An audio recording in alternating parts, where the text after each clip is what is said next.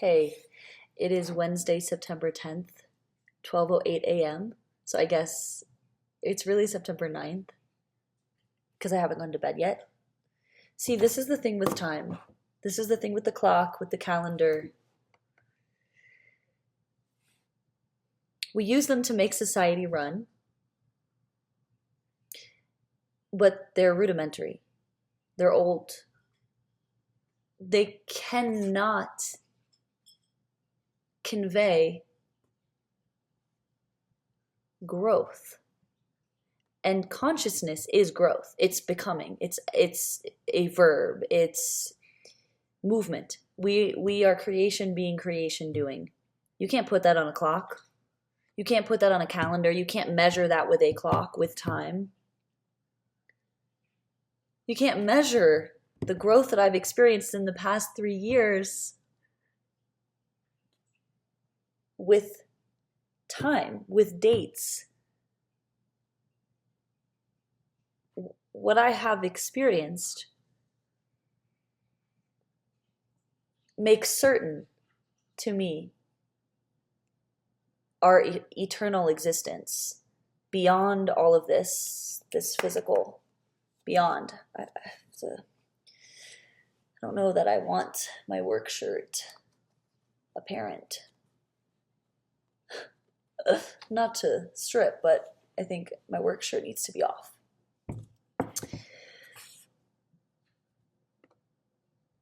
We're just gonna be insane. It's fine. Okay, what I am, it seems, it's a great number of things.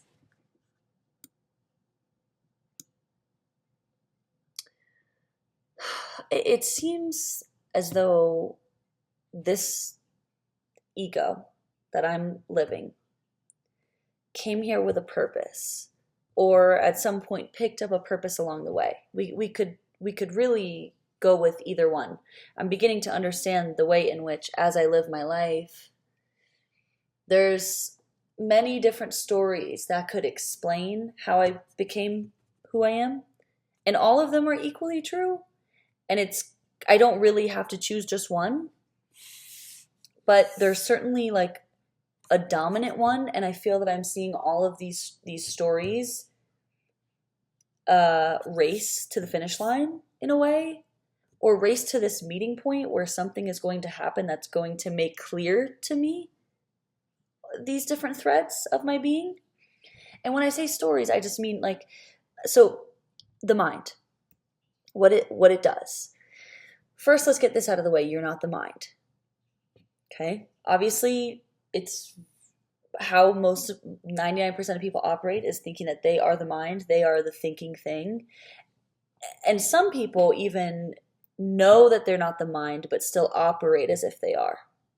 And that happens to me in waves too. Like, I'll catch it's usually for me when I'm in some kind of death, when the anxiety about like a certain particular area that I'm like wound that I'm working through, when the fear comes in surrounding that wound, that's what kind of, when I say something pulls me in, that's what I mean. Takes me out of the observer and makes me feel like I am the thing, the limited small thing. Takes me out of the truth of what I am, which is the awareness. Awareness. Try that one on for size. Okay. The only problem I face with this sometimes is losing my train of thought. But it's because I'm not a linear thing. I'm not a thing that goes point A, point B, point C, point D. I'm not a thing that goes Monday, Tuesday, Wednesday, Thursday. I'm not a thing that goes brick by brick by brick by brick. I'm not. And you aren't either. And you probably already know that if you're watching this. Especially if you're watching this around the time it was made. Before I've reached the lengths of what I shall reach in this lifetime. I feel that so much of what I am doing will be understood in the future. And that's what I mean when I say like these different stories about who I am and what I'm doing and why is it like this for me? Because the way I experience this life, my internal experience, if everyone was experiencing like this is the only way I can explain to you. If everybody experienced it the way that whatever the fuck I am experiencing, if this was the norm, we would live in an entirely different reality. It would be completely different because things that are obvious to me, obvious, things that are just foundational to my understanding and my programming and how I exist are not obvious to other people.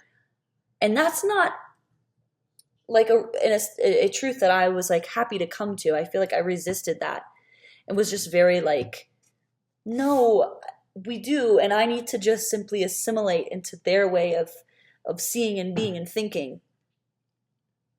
I'm just not seeing clearly and I need to, I'm seeing clearer than ever. And it's the majority of society, unfortunately, that their sight is clouded by illusions which limit them, which hold them back, which do not allow them to step into their full potential, which do not allow them to become aware of their purpose.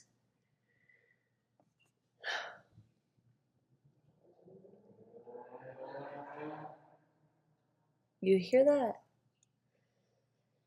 When somebody takes their vehicle, I'm about to go on a little short tangent. This is a bit of ego. When somebody takes their vehicle and makes it louder, you have strayed so far.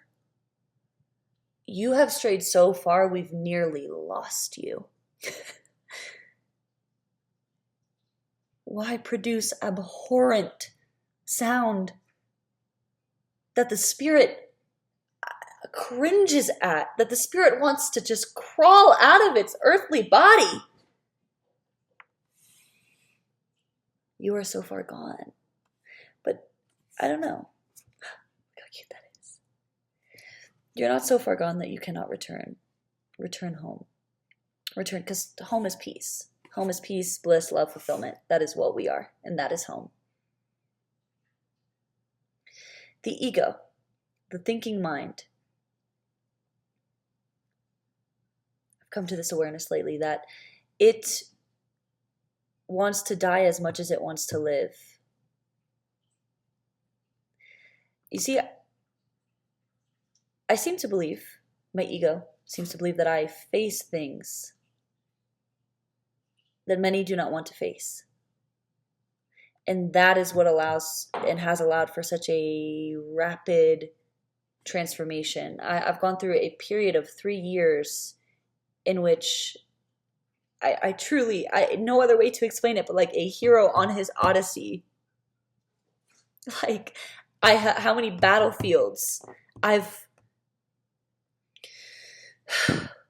walked on, fought on, meditated on, danced across. I can't even begin to tell you. And these are not physical battlefields because everything physical is a reflection. It's an externalization of something internal. Because everything is existing within, and we like project it out here because that's the experience, but it really is all within. And what do we even mean when we say within? I don't know. Those are larger questions for me and mine, and things that I will uncover in this life. You see, I approach this life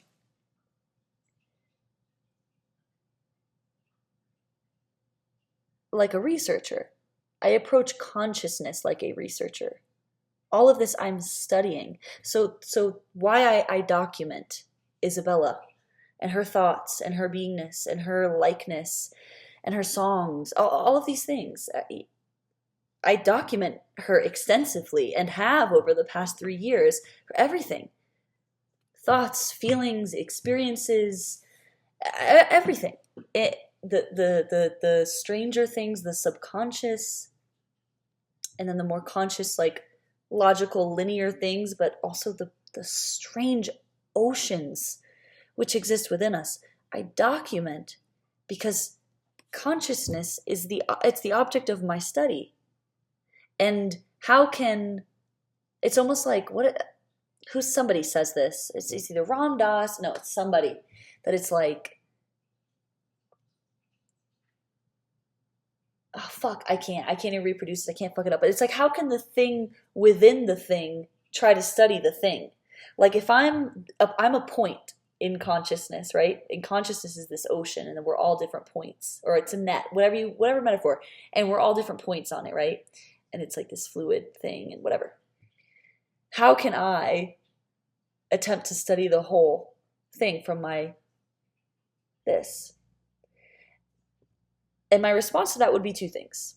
On the one hand, I am naturally always studying through the lens of Isabella's subjectivity. Like, this is my point in consciousness through which I am seeing. So I take that on in everything that I do, and I understand when I observe something, yes, I am observing something. However, I am aware of Isabella's psyche and internal leanings enough, and her psychic gifts, to understand that there's no pure objective observation that I'm going to necessarily arrive at when observing something. There is always going to be the element of what from Isabella's psyche is being projected onto what I am observing. That awareness changes a lot for you, because you begin to understand that there's no blame to be cast. There's no judgment to be cast, because really you're just judging yourself. And it hurts you in the same way it hurts another person to cast a judgment. There's no separation. You are judging yourself. There's many ways in which you could explain this, like one being the truth that we are each all that is. There's no separation. So sometimes people hear this thinking, right, of, well, to harm someone else or cast negativity upon someone else, like it harms you as well. And they think, oh, well, karma. They think, oh, if I do, someone a disservice, like karmically that'll come back to me. Sure. But what I'm talking about is it hurts you in the moment of casting judgment, casting blame, holding resentment. It hurts you in the moment. It's not some later, it's not some like karma as a force, as a god of its own right, that's going to then, oh, you've done this, now you'll get hit with the same punishment, or you'll get hit with a punishment of sorts, which is the same energy. I do, it is an energetic thing, like what you put out comes back to you, but it's also like to be observing something, which is simply like, let's say someone treats you poorly, okay? To judge this person, obviously you need to process, and sometimes boundaries need to be put up. Not everybody, needs to be sure, whatever. I'm not saying like you need to embrace, but like to judge this person, like you are only judging yourself. This is a scenario that you've created by your own psyche, because that is what happens. What's in your subconscious, what is programmed, it gets played out for you. So whatever you believe you are capable of, that's the ceiling you've set for yourself for what you can achieve. And so I feel again, using I troubles me at times, because I understand the separation between all that is, the eternal all that is, and then the ego, that which I have to embrace as, yes, that is the thing through which, that's the role I'm playing. Fuck, did I lose my train of thought? Let's let it come back.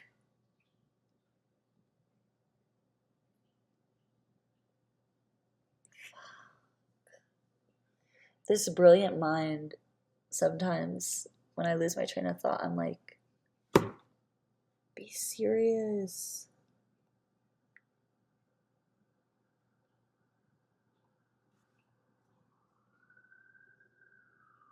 I don't know, understanding that everything is a projection changes things for you. And I seem to be, I think this is where I was going. I seem to be a thing which in the past 3 years has undergone some kind of rapid, accelerative healing. So I've like ran through cycles of healing which people typically go through in a lifetime. It's been like on full blast, full fucking send.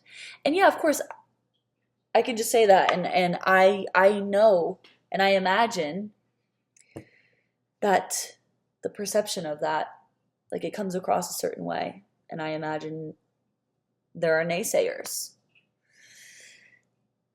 But naysayers have no idea the strength and the fearlessness that it requires to keep your heart open in the hell that is the physical reality.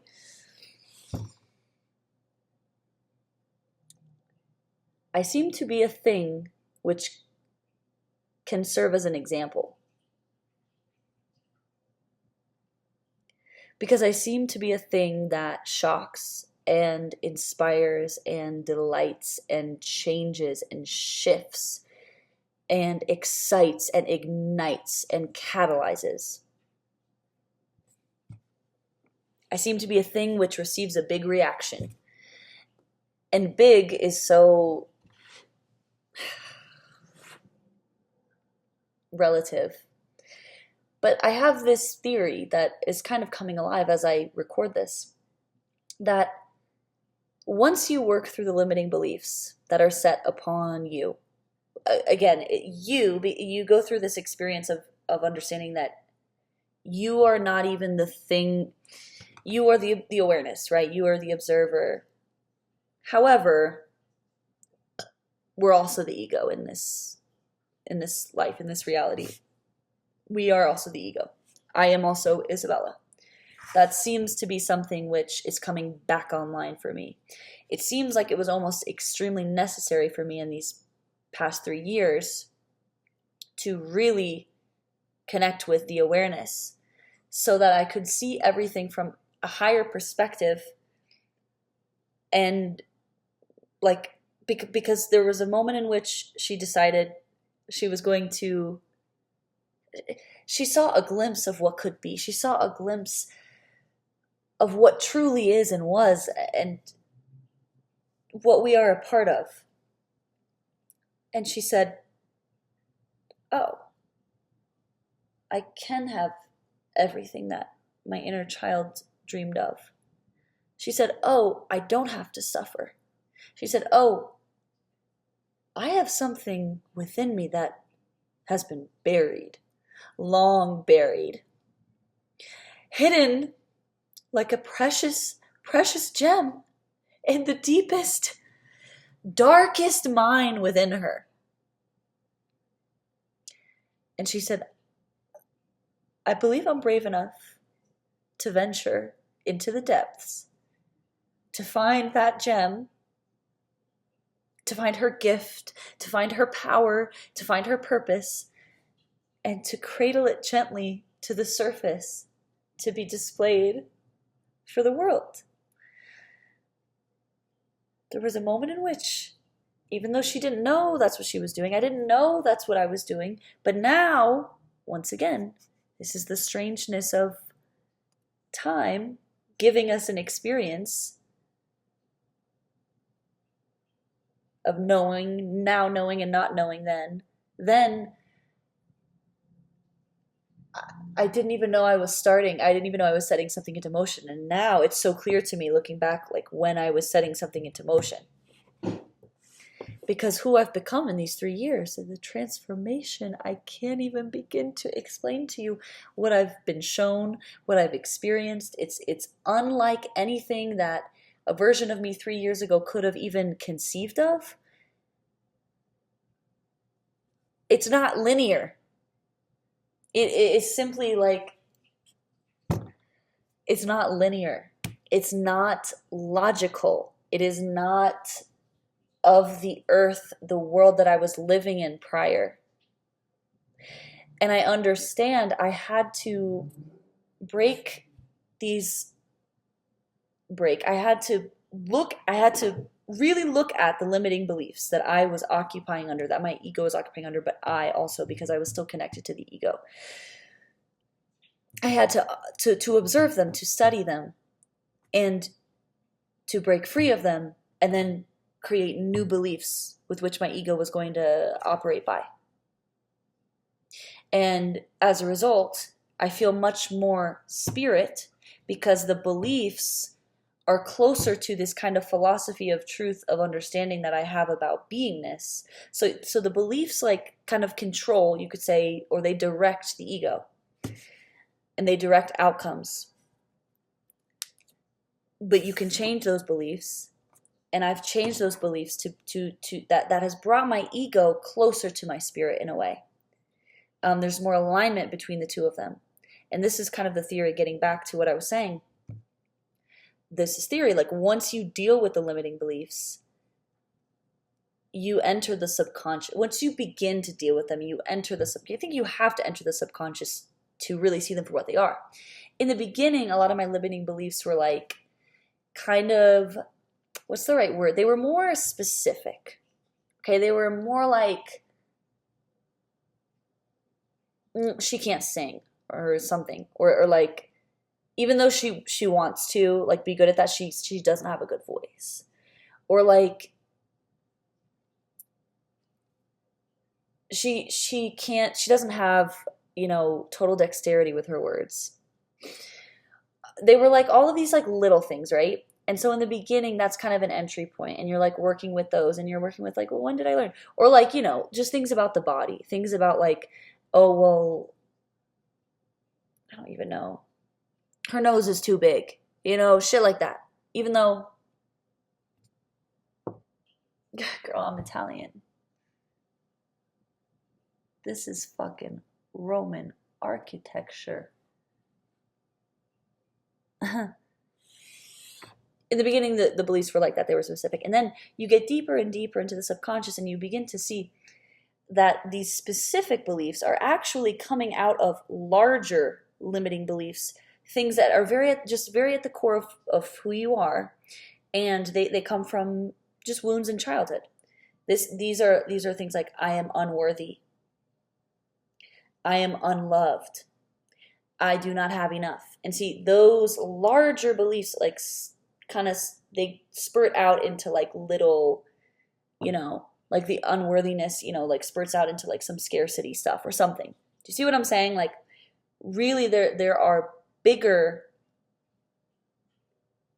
wounds, bigger limiting beliefs that are creating kind of these smaller ones. And these smaller ones are just like thoughts. They're just like, in the way that, have you ever noticed that your anxiety, like, you'll have a fear, the anxiety will tell you anything. Like it just like, so you think, for instance, like, okay, so let's say you feel that your anxiety is about your nose. So you get the nose job. Guess what? The anxiety is now shifting to another body part. Now it's like you don't like the fat here or something. Now it's like you got a problem with your boobs. Now you got a problem with your ass. Now your feet are too big, whatever. The anxiety is like that. It's a shape shifter. And you'll see like, I'm trying to think of a better example of something non-physical, but I have experienced it with fears about, like, for instance, for me, my childhood sexual trauma was very connected to my fearful childhood experience with spiders. So into adulthood, my PTSD, like, it was not limited to the specific event. It was like anything which touched this larger core wound. It was basically the real trouble was this larger core wound, and it had its own different like offshoots. But I've experienced anxiety about things, like, and I'll notice the anxiety will simply like, it'll tell me different things to like get me to avoid something. Like, the fear surrounds something, right? And I'm trying to avoid that thing. And the anxiety will start to say, like, I just don't even, I wish I had a better example. I don't have a fucking example. The anxiety will say things, and I'll just be like, oh, that doesn't really bother me though. I'm not really scared of that. Then it'll be like, oh, but actually it's going to be this. And it'll just shapeshift. It seeks like the pain point. And that's actually because it is your friend. Because in truth, what we are wants to heal. And so we are constant. That's why everything we project, like our psyche outside of us. So because we want to be triggered, because we want to heal, because our natural inclination is towards healing, is towards oneness. So the only time you're not seeing that is when there's resistance. And oftentimes there's resistance because of trauma, and because the body has learned, because the body and the vessel, it and the ego, it's beautiful in that there's a deep protective mechanism in there. The ego wants to preserve. So when you've experienced something that kills a part of you, or causes you to, when you've experienced a trauma, your ego says, I don't want to feel that again. Now we avoid anything in this area. Now we avoid, like, there was a period of my life I just avoided feeling fear. I just avoided anything scary. I didn't want to watch scary movies. I didn't want to go to a scary haunted house, whatever. And surely there's like some preference in that. Like, it's also not really my preference to do those things. However, there was a period of time in which I simply avoided feeling fear. I was more afraid of fear than I was, like, I had a bigger fear of fear than I had of like the things I thought I was afraid of. But there are these like deeper wounds, and I feel that once you kind of start to work with, you kind of, in a way, I think I don't know if you have to start with the smaller stuff, but that's how it was for me. And I started with the smaller things, and then slowly started to get to the root and began to see, oh, I didn't believe I was worthy of peace, of stability, of abundance. Oh, I didn't think I was worthy of receiving love or being seen.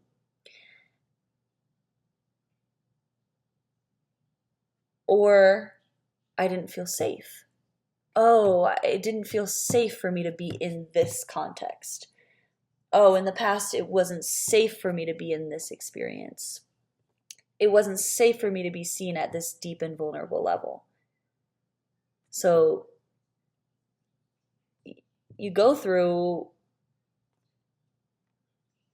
kind of this linear conscious, like, oh, these are what I'm afraid of, and like I'm working through self-love, and you do that whole bit, and then you get to like the meat where you're like, oh my God, I don't even believe I'm worthy of goodness.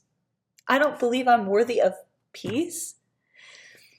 I'm emotional because this is very fresh for me. Like, I feel I've just closed out a major cycle with some of these deeper level, subconscious level wounds and limiting beliefs that most people are running around and they don't know. That's the thing with like the subconscious, like, many people do not know they are running around believing they're not worthy, believing they don't have enough and will never have enough. And so that is what they're seeing in their reality, because they don't even know that that's their programming.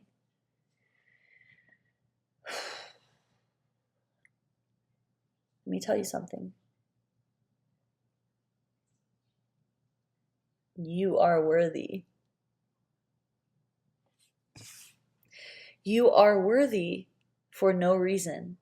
You are worthy because it's what you are. Abundance, fulfillment, peace, bliss, goodness. That is what we are.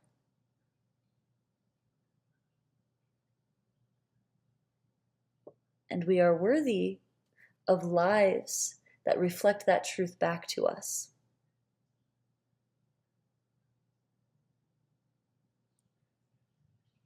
Three years ago, roughly, because time is just another illusion. I set sail. I didn't even know I was setting sail. I set sail.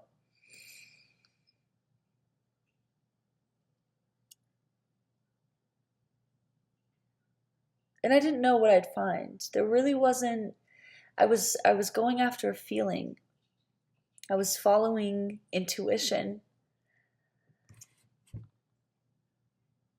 I had felt something that was so compelling. That moment of feeling it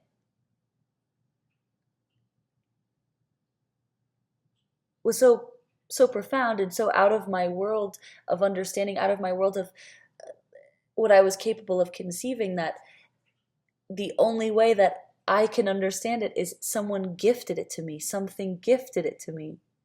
And isn't that beautiful? That's by nature of what we are, human, and split consciousness, right? Because the truth is we are oneness, but by nature of what we are when we're here in these bodies, or I guess the body is kind of in us, but while we're here playing with duality, put it like that, that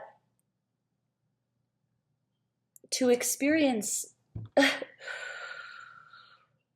myself, almost self as in self, knowing the truth of what we are, love, bliss, peace, fulfillment, that I experienced self, and my only way of understanding it is, oh, someone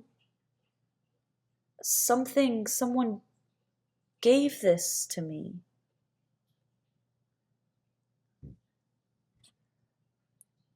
I don't know if I can explain it more than that, but oftentimes when I am very clear on what I am,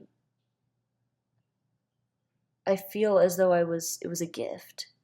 Like someone gave me this gift. And the gift is the whole lifetime. The gift is awareness, the experience, the precise way in which my Isabella's awareness is unfolding, and the precise way in which I have come online, awake to what's actually going on, feels like a gift, like almost like someone before any of this said,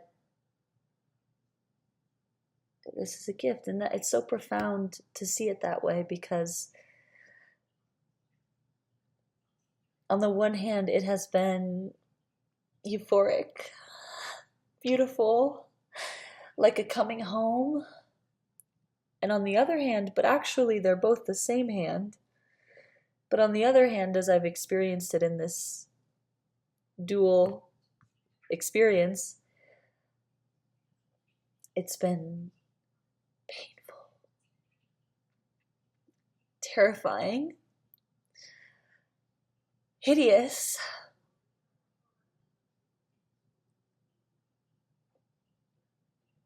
almost like breathtakingly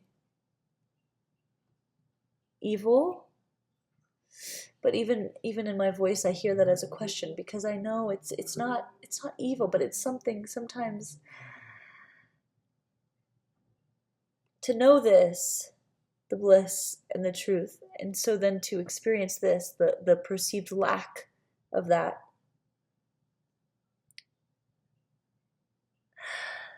It's so devastatingly awful that evil is created, because evil comes from the belief that this is something which withholds, when in truth this is something which gives, and it gives this so as to know this better. Does that make sense? I feel that I'm here to assist the expansion of consciousness. Which, what is that? But I don't want to ask the questions right now because I don't want to blow my own mind. I've had too many ego deaths in just 1 week. What is a week? Yesterday I thought it was April. It's September. You think I'm kidding? Like,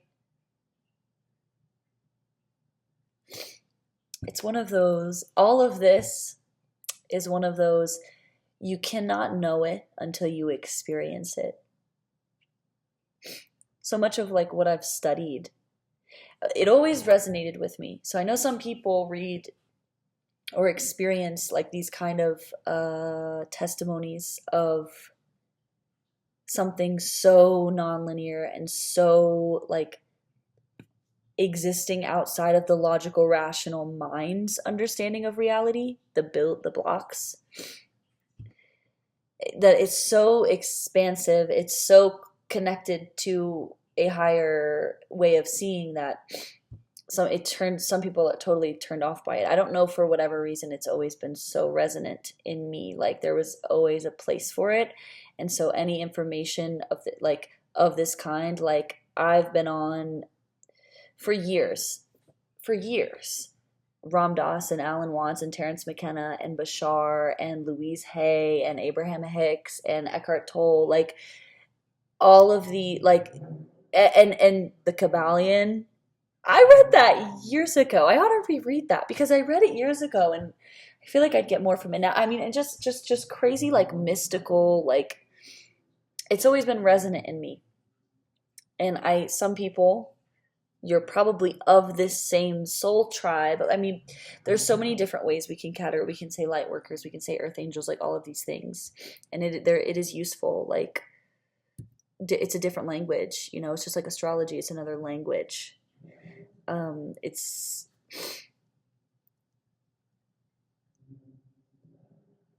all these different ways of explaining like what the fuck we are.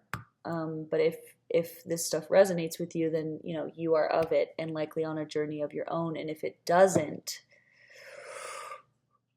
I don't know what to tell you. I don't know. Maybe you chose a more grounded, you're seeing consciousness through a more grounded lens, which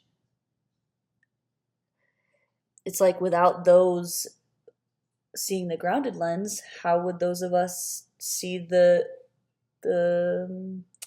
lens which is so fluid and air like? I don't know. Because there has to be balance. I don't know. This way of seeing, it's a lot more fun. It's a lot more rewarding. It's also a lot more challenging, devastating.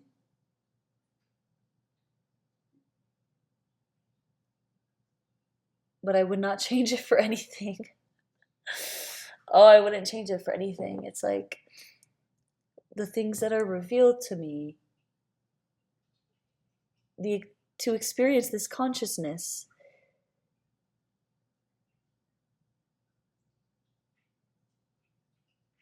I don't know how to explain how special it is, how benevolent, how good it is. I feel that once you release these limiting beliefs, and as you do it, you start to see it gradually more and more. But once you on that journey, you begin to see a truer self emerge. Truer desires emerge. And a way of seeing which challenges everything you were taught emerges. And it's really up to you to decide, are you going to go with the unknown, the what seems to be scary? Are you going to take the leap into the kind of the nonlinear, the unknown? What other words do I have right now? Or are you going to return to what is safe and what has, there's value in that too, I imagine. I just don't know. That's not the path going this way. embracing the unknown, embracing, like, because you'll reach a pivotal point. You'll experience this many times over because it's all a spiral, but you'll reach a pivotal point. Sorry, I have thoughts that interrupt thoughts, and then I don't know whether to go with that thought, but then I'm like, no, I have to hold that thought for after. I have to do this one first. It's the neurodivergence. Because if any of this shit makes sense to you, you're neurodivergent. I hate to break it to you, what does that mean? Because I believe everybody has their own unique way of experiencing, and we've been led to believe, we've been ordered into these fine lines. And anyone that steps out a little bit, they say, okay, that's neurodivergence. But really, I think nobody walks this fine line. Everybody is different and is meant. And in a totally harmonious society, it sounds paradoxical, but in complete harmony, we all work differently. Because each point of consciousness is necessary. And that's why I feel like this work and going this way and taking the leap is so valuable. Because this is what I was saying, you reach a point in which you see the internal starting to change, and maybe this is a point at which it's already too late and you're already heading down this path. I don't know. I don't know if it's even possible to turn back. But you reach a point where you question your sanity. You reach many points of this, but you reach one huge one when you're taking that big leap where you question your sanity. Because you think, because the people in your life would call you crazy, would straitjacket you. And that's kind of a part of the process, because see, now I look back upon when I had that very big ego death. It was very interesting. I thought I was going crazy, and I wanted out. I wanted out. You'll experience that on this journey for many reasons.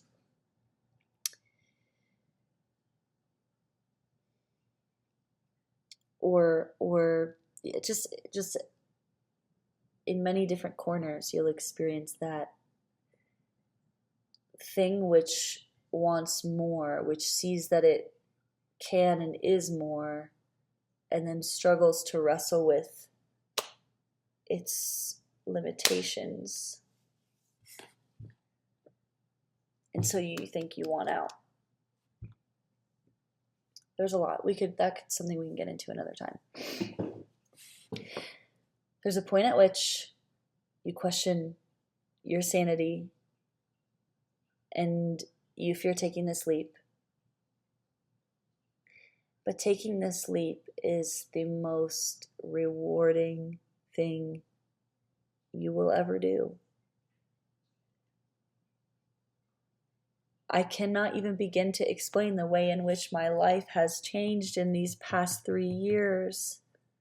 It's near unbelievable who I am and how I operate. I am in the body. I don't know if that's the words. I'm in the body of an artist, or I'm occupying, or the body of an artist occupies me. But I experience greatness. I experience brilliance. I experience the utter brilliance of what we are. And this is something that's available to all of us.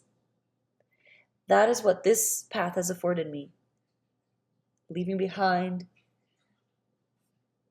what was safe and comfortable. And this is not a call to... This is not. I'm not speaking in physical terms. Like that's important. It's not a call to say like, oh, like quit the job and skip town and forget my family. Like those are not mutually exclusive. Like you may yes, like have a total like physical like that is a part of it as well. Like the physical things come naturally where you get rid of all your furniture and pack anything you can fit in your car and just drive to Colorado. Like and leave behind what was a beautiful, beautiful life in pursuit of something different, something larger, something going where you're intuitively called. This is not to say that you will not physically do these things on the path, but what I'm saying is we're not talking about those when I say leaving behind what is safe and comfortable. We're talking about frameworks. We're talking about ways of understanding the physical reality, because everything is within first. You don't need to look to your external circumstances and attempt to change those in order to produce a spiritual journey. It's all within, and you are guided to make these life changes and to do these things. And they also kind of happen naturally as a result of the changes you make within. What I'm saying is taking the internal leap. This is something you just likely have to experience. Like, if you know what I'm talking about, you know what I'm talking about. It's the most rewarding thing you will do for yourself, because it is inevitably going to lead you towards your divine purpose and your ultimate fulfillment. What you are here to do, what you are here to be, how your vessel, your being, how it prefers to exist. Because you've been given goals, you've been given dreams, you've been given desires that are based in a scarcity mindset, and a kind of like one size fits all, and that's not the case. That's each being is as important as the next. Each being is special. Each being is unique. Each being is inherently valuable and here for a reason.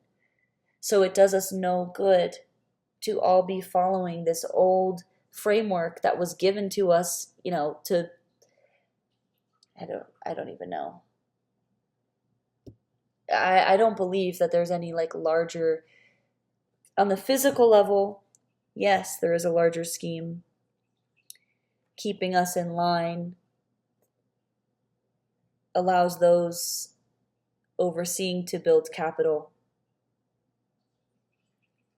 Yes, but spiritually, at least for me, I don't feel there being any evil to the same degree that there is evil physically among people, because there are evil actions, but spiritually things operate differently on the spiritual plane. So like these gaps, like the one that I'm experiencing now, and the ability to express what I mean here because of what I can see, these gaps are a part of my purpose. This is why I know why I create, and why I write, and why I study, and why I philosophize, like why I do so much of what I do, because I can see things that are not immediately directly clear to the general eye, and it is up to me to create language to observe that gap, to my specific awareness that gap needs. And each person like has something like this. Like, we all play our part.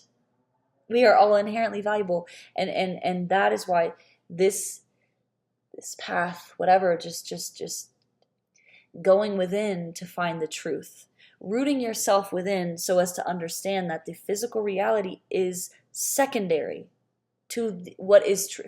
What is true within. I get so passionate. The truth is within first, and then it's out here. Then it's out here.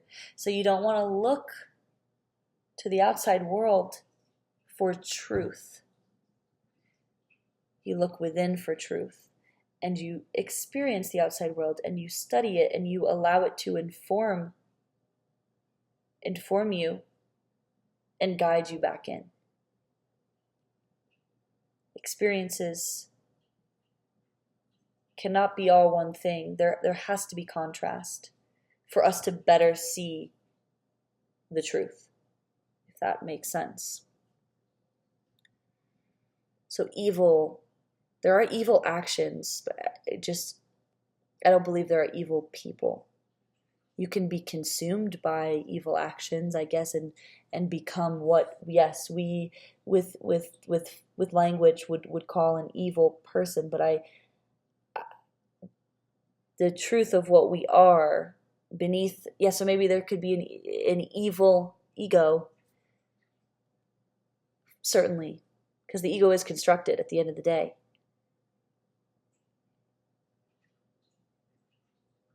But see, even there, I feel like there's gaps, and so this is why I'm so drawn to language the way that I am, and why I will and do and have and will write, because I see the gaps and I see where I long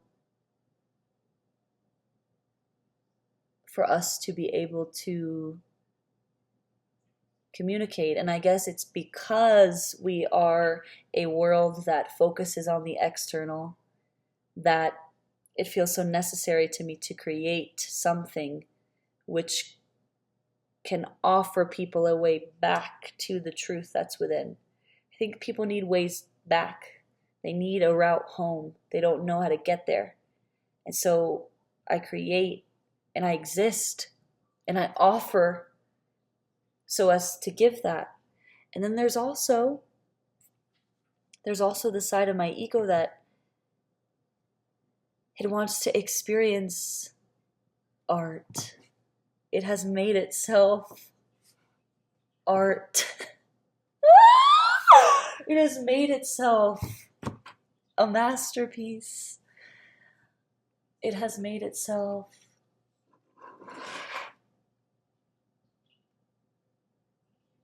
see, I've made myself Isabella.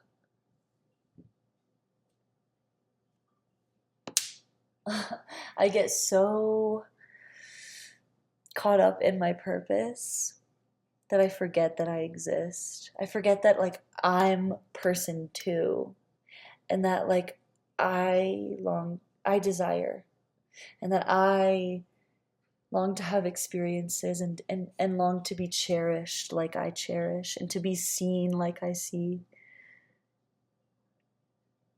and to be longed for like I long for. You know, I do crave resonance.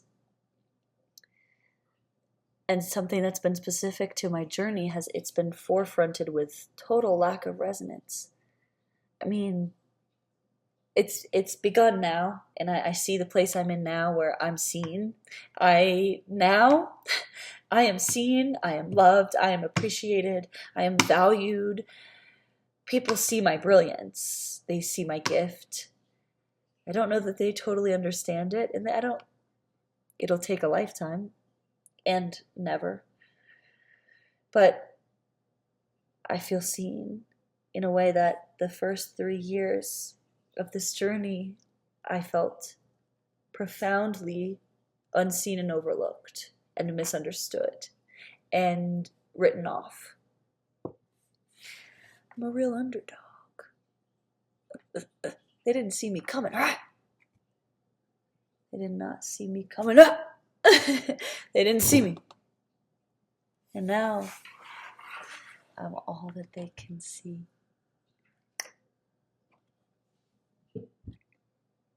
Loveliness aside, like, yes, there are things I desire to experience that are secondary to my purpose, but they're equally as valuable, because my intentions are pure in everything. My intentions are pure. I do have to remember that Isabella exists, and that she has a little girl inside her who wants things, and that it's not wrong of me to give her those things. It's actually better for all when I fulfill her desires. I cannot give from an empty cup, as they say. I have to remember that I exist, and I am not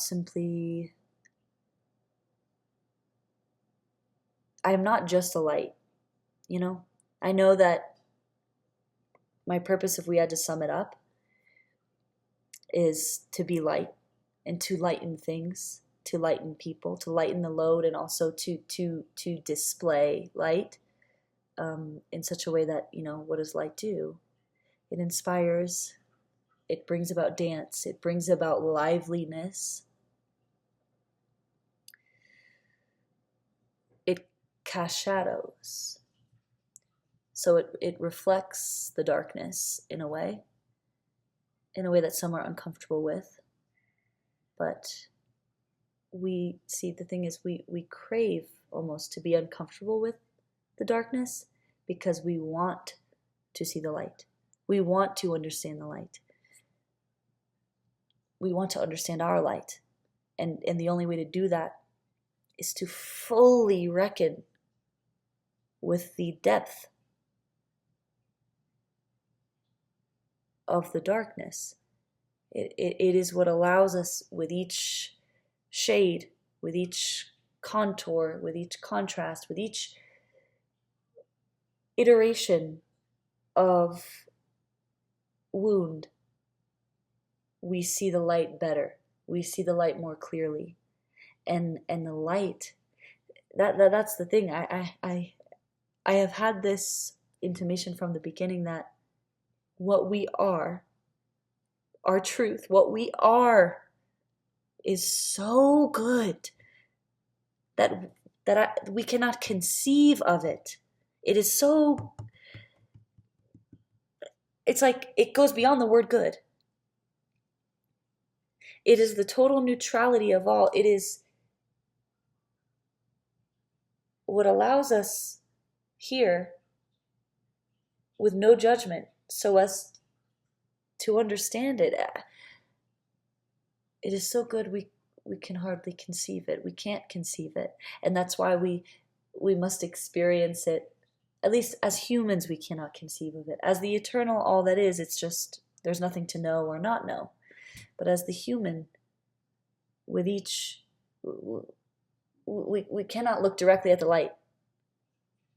We require shadow, and the shadow ultimately helps us to understand the light.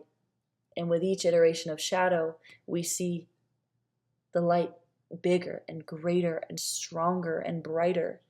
With each iteration of shadow, there is access to more light, like a greater understanding of light. It's by the experience of the contrast. Look at this, you guys. The sun and the moon. I am so aligned to my divine purpose. And I will not lie to you. It has been extremely challenging in ways that I don't even know if I have breached the surface. I don't know if my darkness has breached the surface. I don't know if my experience of the darkness can be seen by anyone but me, or if I've conveyed it. I don't know if it appears in anything I've created, because there's no because there. I just don't know.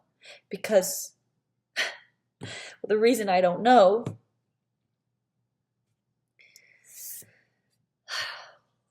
actually, it doesn't really matter as much, but the point was to say I will not lie to you. It has been extremely challenging in ways that I think go beyond my capability to express or even understand. However, it is entirely worth it in pursuit of the light, in pursuit of the truth. All suffering, all devastation, it has all been worth it. I think we're going to end it here because we're approaching an hour. And when you're in your divine purpose, and I won't lie to you, let me put it like this, okay? I'm in a position right now where I don't know where I'm going to land.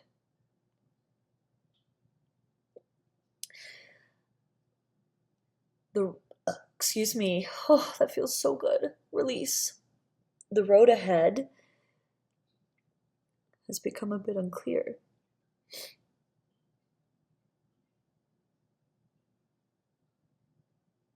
Do you want to hear something I sang?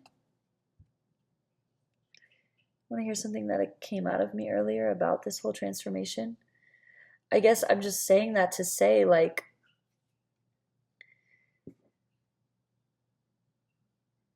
I'm in a strange place right now and still I can access this, and this is helpful to me as much as it would be helpful to anyone. Like,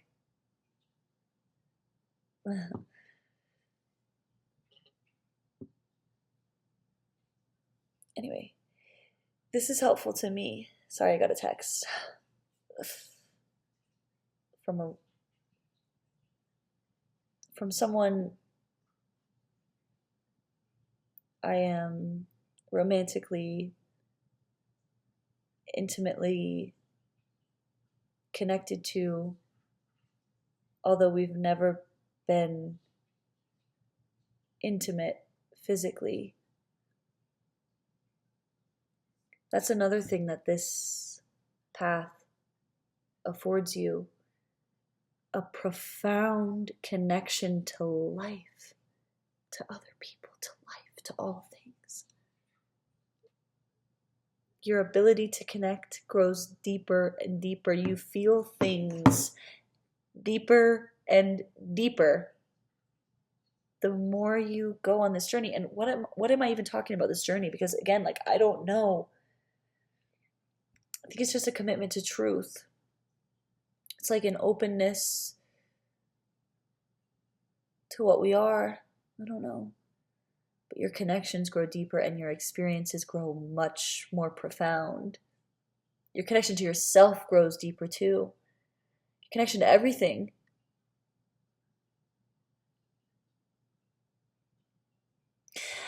Oh, I could cry. I could cry. I guess I'll save my song for another time. I hate to tease you like that and leave you in wait, but I just don't even know how it would sound from recording to, like, you know? Anyways, you who may be watching this, I love you. You who may be recording this, you who may be the thing that is reflecting me, you who may be what is moving before me, I love you. All that is, I am that I am, I will be that I will be, I'm becoming that I am becoming.